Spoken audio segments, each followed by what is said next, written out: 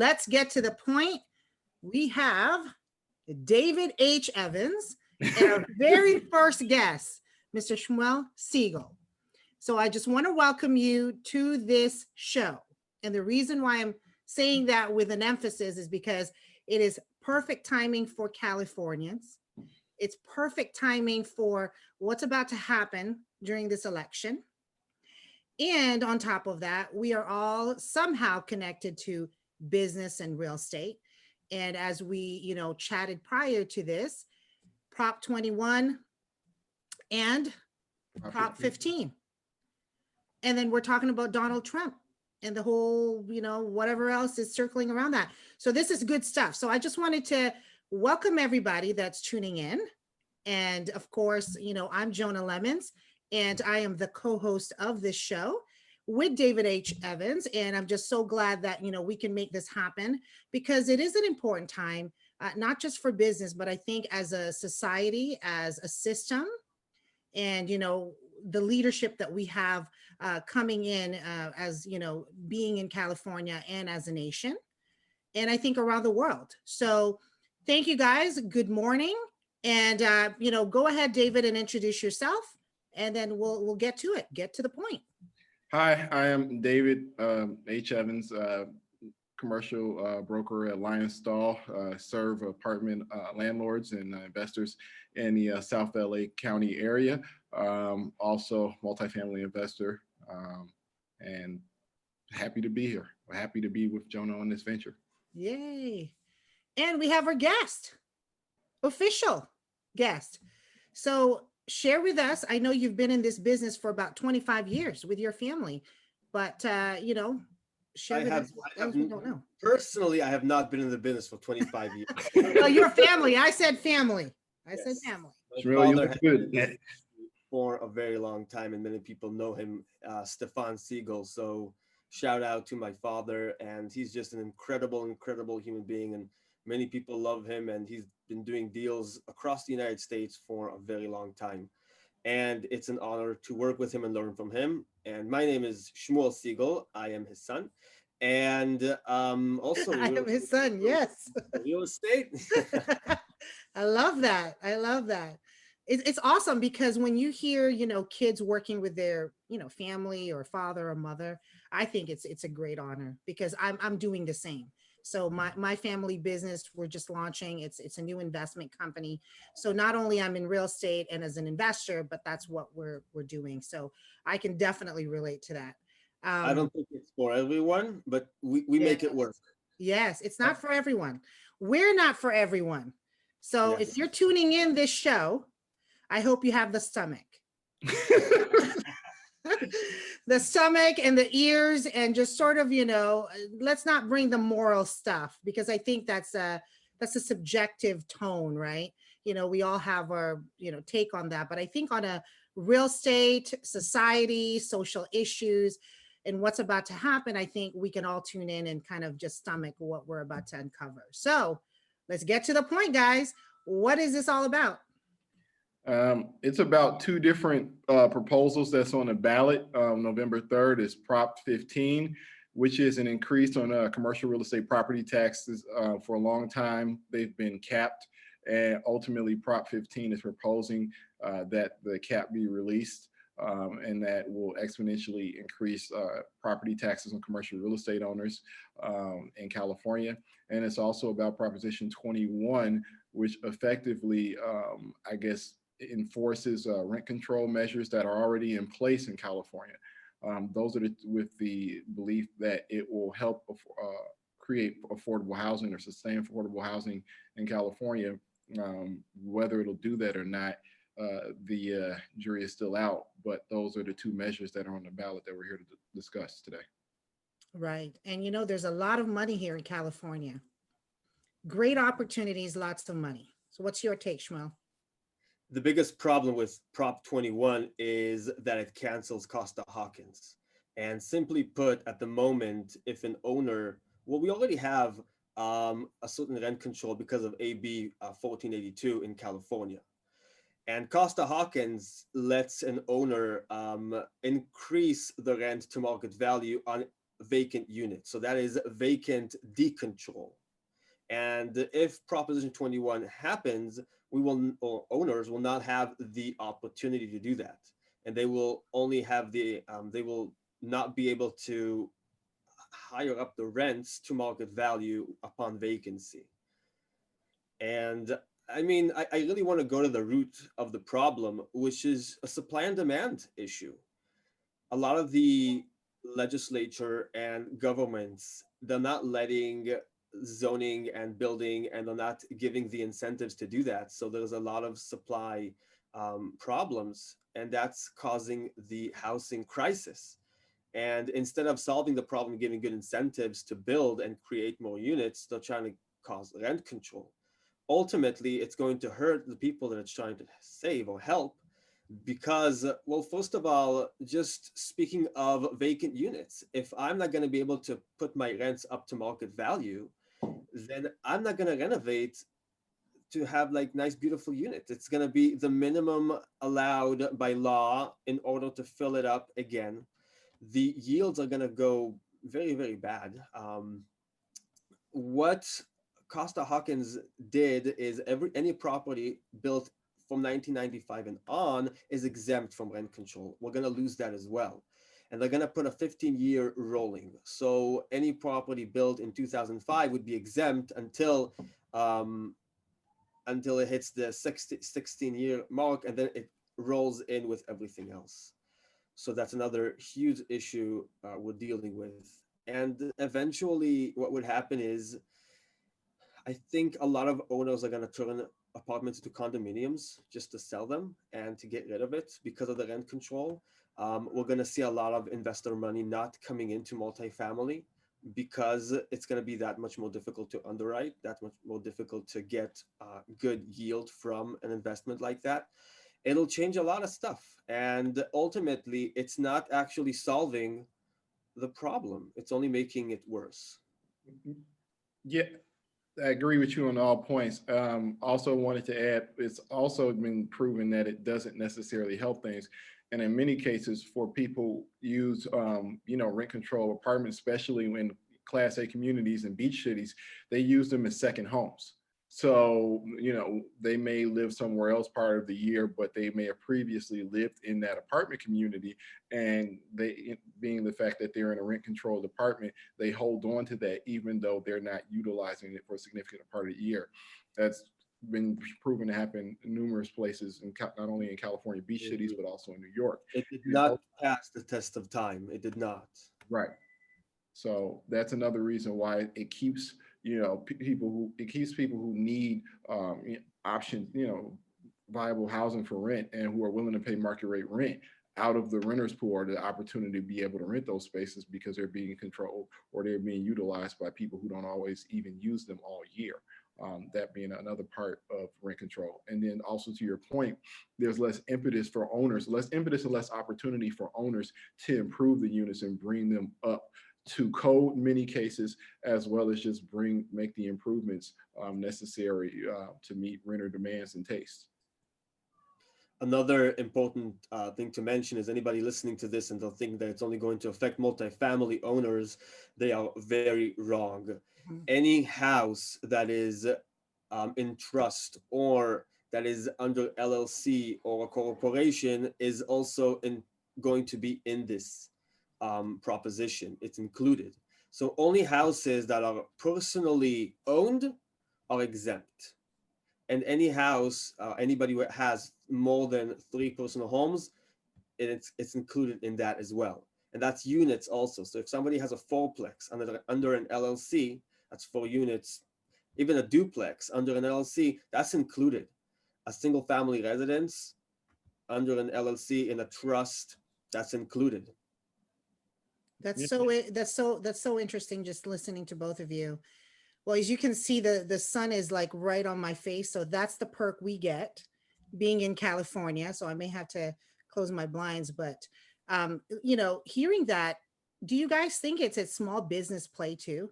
Like, with multifamily investors, they run it as a small business. So how we were talking about, well, briefly about the whole Trump, strategy, right? he thinks like in the bigger level. I mean, he's playing the $1 billion monopoly game, like in my opinion only.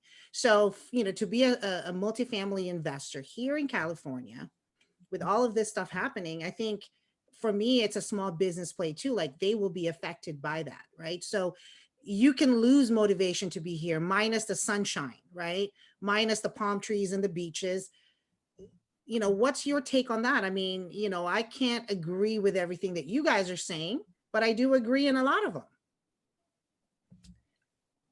So so just to be clear, are you asking How it affects, how it affects the real estate business, and how these, mom and pop, real estate investors are running it. I mean, they're running it as, small business operation as well. So they're going to be affected, I think, not just from, that perspective of, Prop 21 and Prop 15, but I think in another way, which is, the motivation to want to do business, the motivation to even want to be here, because we already know when you say the word Los Angeles to a lot of investors, they're like, oh no, we invest out of state. Oh no, we never invest in LA. So that's kind of the tone that you hear.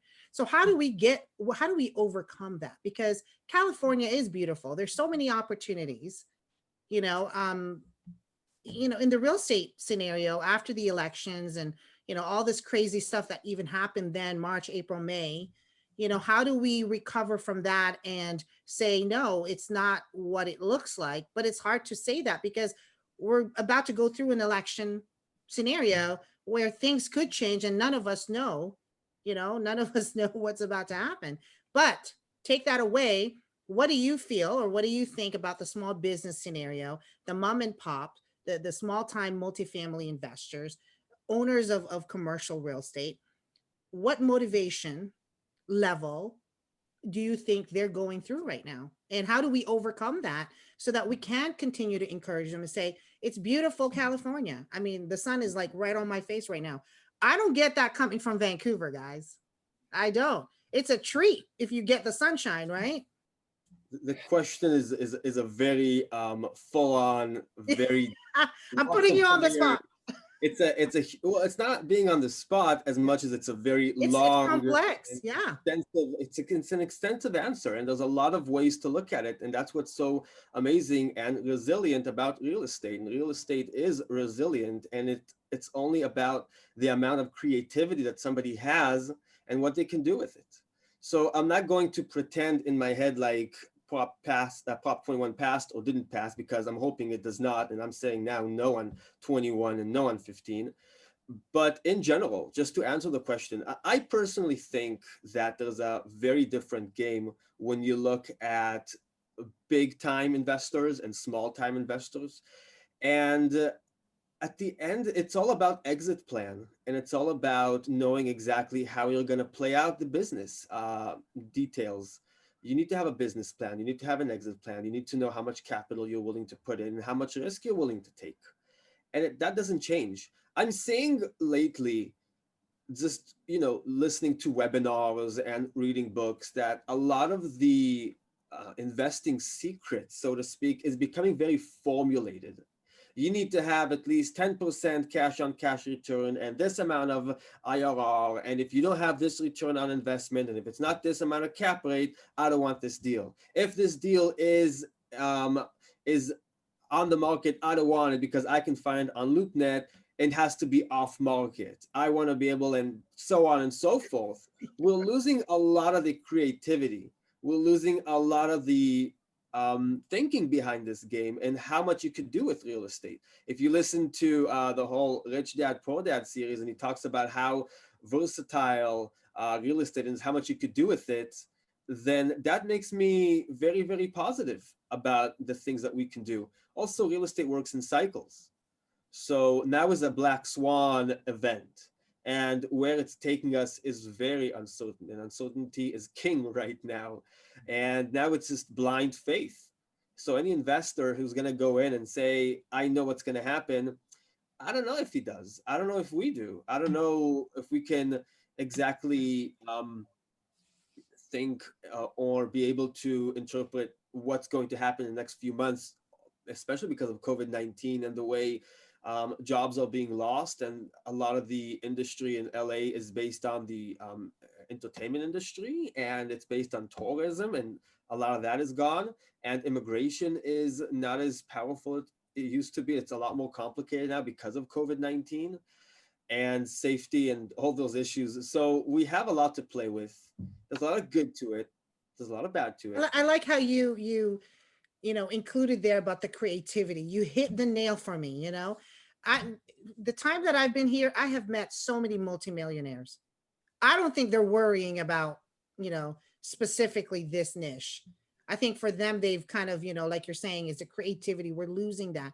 Everything seems so formulated. I can see that. Go ahead, David. Yeah, so it's formulated for a very specific reason. One, because you're dealing with other people's money. And when you're dealing with other people's money, which is, a significantly more than you have been in previous times, where you're raising capital, you're raising equity to go into a multifamily syndication, you are responsible effectively as the general principal or the key partner of that deal for that inherent risk that you're assuring is being limited by the investment that you're proposing to passive investors. So I think that's the difference between previous real estate cycles, is that you didn't have the boom of real estate syndications. I mean, I'm sure they existed before, but not to the same level. So that's a lot of reason why the metrics for returns on investments are homogenized now before, and compared to times previously. And times previously, when you had your own money at risk, or when you have a partner in a joint venture structure, and both of you understand the inherent risk in whatever you're investing in, whether it be retail, a shopping center, or apartment building, then you understand,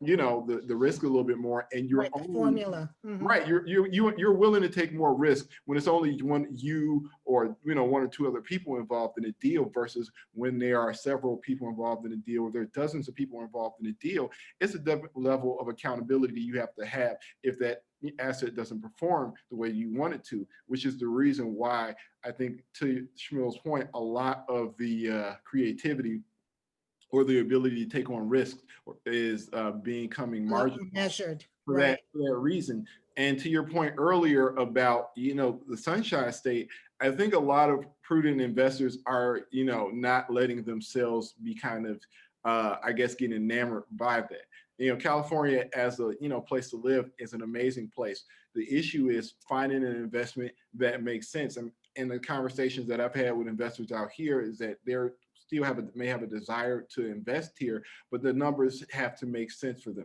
They tend to be a lot more conservative on their underwriting, because on a deal that may have more limited return, say in a more landlord-friendly state, they're willing to take on that deal versus a deal here where there has to be more opportunity for yield to be able to mitigate the risk that you have to deal with being in a municipality that may govern restrictively the way you manage or operate your building. So I think those are the things that you have to kind of factor in with going into a deal in California if you're a prudent investor.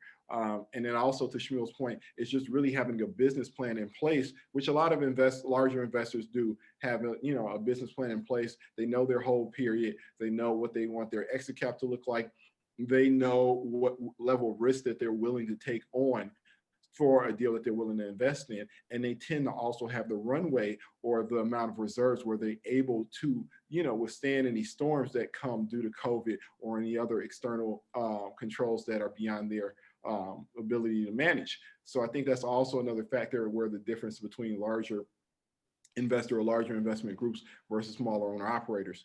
With COVID, and then also with the eviction moratorium and with the Proposition 21 that's on the ballot, I think that's going to adversely affect smaller landlords more than anyone else, especially ones who have really bought when the market was high within the last 3 years, because they, in a lot of cases, don't have the same runway or the same level of reserves as someone. The people who will be the least affected, in my professional opinion, are going to be the people who are on the larger end of the scale, and also been the landlords who have low to no debt. They can kind of withstand non-performing tenants or for a longer period of time than people who may have gotten to market within the last 3 to 4 years and may not have the amount of reserves necessary to weather a storm for another, at this point, 6 months or potentially 12 months. The eviction moratorium is going through March, and the true fallout of it probably won't be seen in Q3 or Q4 next year at this point. I mean, you definitely pointed out a lot of good stuff, both of you. So I think for me, looking at it is that the psychology of that cycle. So I think, as an active operator where we're running, multifamily investments, yes, these are definitely something to really think about now. As an investor, meaning if I have a 401k sitting, I think it's riskier to think that I can just keep my money and I'm okay, especially with COVID and pandemic happening. Your money's not working for you, right? So, and as we all know, keeping it in the banks syndicate. That's what they do with our money when we keep it in their, in their system. So just something that on the side note, because I look at the psychology of what people need, right? What solutions are they looking at? They may not be an active investor. They may be just a passive investor. And I think all of this is so complex. That's many more topics we will uncover, but I definitely see where you guys are, putting that into perspective, which is, yes, we can't we can't fall in love because it's California, Sunshine Beach. But if I may say, that is what I fell in love with here. So, I can branch out from what you just said about psychology, which is a very, very good point. And I think if you look at psychology, and that is, say, my generation after me, and generations before me, there's a huge difference in psychology. If I put my little sister on a computer that doesn't move, it's like a Windows 95, she'll go insane because we're used to, I want this now. It's like a now generation. I asked for it, I want it now. I go to the drive-through, it needs to be quick. Everything needs to be fast food, everything is fast. It's the same mentality with investments, and real estate is actually a long game. Real estate is about building equity. So today you go to Bigger Pockets and they tell you flip houses. What is a flip house? It's go, buy, renovate, sell. How long did you hold that house for? It's like maybe 6 months. Maybe sometimes even less. That is the plan, and make small increments of money over a long period of time. But if you held that house and you waited 5 years and you built equity, you would be able to sell it and then buy another 2, just refinancing it. And it's the same when starting a business. People think, exactly. Oh, I'm going to make money. It's a long game, and there's a lot of risks. If people don't understand the long game, if they only look at the very short term, what is the cap rate? How long is it going to take me to get my return on investment, and not understand what you could do to the property, what kind of momentum play you could do with it, how you can reposition the property to make it bring in more NOI. And that's where the creativity comes in. And that's when a lot of the psychology comes in. Yes. And how we're talking about the cycles, right, of this real estate game too, because again, supply and demand, and then now we have politics kicking in, and, it's such a complex issue, affordable housing. I mean, that's a whole new can of worms, for active operators and developers to really look into. So I think behind the scenes, there's a lot of that going on. There's a lot of talk, a lot of politics. Whether we want to admit it to ourselves right now, it's politics. It has nothing really to do with, the physical asset, right? It's politics. It's getting in there. I think politics need to change dramatically in this country, because I hate the fact when someone comes to me and they tell me, are you a Democrat or are you a Republican? Right. And I say, neither or. There's a lot of things Democrats say that I strongly believe in. There's a lot of things Republicans say that I strongly believe in. I don't want to choose. And I love this conversation because I have an excuse. I'm Canadian. But that was just a joke. But yes, David. Yeah, I definitely agree with Shmuel's point. It's really interesting, with the current political environment, definitely identifying as a Democrat or Republican, because a lot of both parties' core values have kind of, steered from the far left or from the far right from what they previously existed in, during previous election periods. in this country. So it's even really hard to say, I identify as a Republican or a Democrat, because a lot of the way, Democrat policies and the way Republican policies existed prior to even this last 4 years are drastically different than they are now. So it's really even hard to kind of identify as, being on one side of, one side of the fence or the other. So yeah, that's interesting in itself. I think the issue with, California's, approach to real estate is that it's kind of like a mother-in-law, for lack of a better term. It has good intentions, but there are certain places where its opinion isn't necessarily needed, or its reach isn't necessarily needed. And I think in the business of private, apartment building owners, landlords, I don't think that there's really, as much regulation or hands-on that they need to be involved in, especially when you're not providing some type of financial support. The only way that I think that a private landlord should be beholden to state government or a local municipal government is if they've taken some money from them. That would be the only caveat to that. But if you have not provided me any financial support and I pay taxes, I think that, and I'm, adhering to the, codes as far as making sure my building is in good shape and it is habitable for my tenants, I think that there's really government's extending its reach on how private landlords manage their buildings. That's just my 2 cents. So what should our fellow Californians, research, look at before they decide to finalize their vote? In conclusion, to letting ourselves sort of continue this discussion, but I think getting to the point, what would be your top 2, Shmuel and David, as far as what they can look into? NOAA 15 and NOAA 21. I think those are the 2 things. I think that while both of those have good, an origin or good intentions, I don't think those are the solutions. I think both of those bills need to be rewritten and before, being brought to the ballot. So I'd probably say, if anything, just getting to the point, no to 15 and no to 21. I'm gonna go as guest. I'm gonna go as far as even saying that I don't even think that they have good intentions. I think they weren't even thought through. And if anybody goes in and reads about it, do me a favor. Don't look at the short term, look at the long term. Look what's going to happen. Prop 15, which is a split roll tax, if all of the property taxes are reassessed, because right now, like David mentioned in the beginning, property taxes for commercial real estate is reassessed every time it switches owners. And if Prop 15 passes, it's going to eliminate that. So every single property is going to be reassessed, meaning that property taxes are going to go way up high. Now, if anybody thinks that the landlords are going to take that on themselves, they're very wrong. It's going to go down to the people. It's going to go to us. We're going to have to pay for that because the tenants are going to have to pay the property taxes on all triple net leases, and we're going to have to pay the difference. And there's different ways of getting money. That's not the way. Running after landlords and chasing after them and saying, hey, you're the big rich landlord, give us your money. That's not the way to go. And as far as Prop 21 is concerned, it's doing more damage than good. It's hurting the people ultimately than it's trying to help.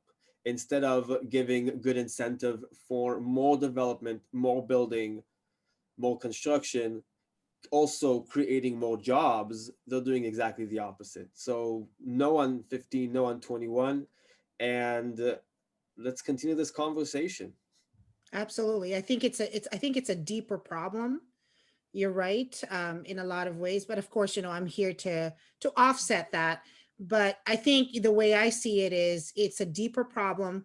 We need to create motivation for small business owners. I believe in the small business owners, whether you're mom and pop, brick and mortar, or as an entrepreneur.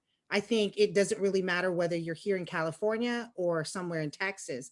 But because, you're hearing a lot of this, everybody's trying to move to Texas, Tesla and Apple and, all of these big companies, even, companies from Seattle, because Seattle is sort of, that's what I'm hearing. Hey, Seattle and California seems the same. And I've had a chance to live in both. And so my perspective on that, I think is a deeper problem. Like you said, this conversation, this discussion has to continue. And, for fellow Californians specifically, I really believe looking into that is so important right now, and not just, basing it on he say, she say, and seeing what's on media. So I'm so glad we had this conversation and we got to the point. And hopefully anybody that has a question, wants to connect with us, you can find us on LinkedIn. And I still have the sunshine, kind of glistening on my face. But hey, I'll take what I can. We are actually approaching November, so this is a good thing. But if you need to connect with any of us, you can find us on LinkedIn. David, thanks for having me co-host this show. Shmuel, thank you so much for being the first official featured guest. Oh my gosh, there should be like, confetti's happening here. But yes, thank you so much, guys. And we will continue this discussion next week.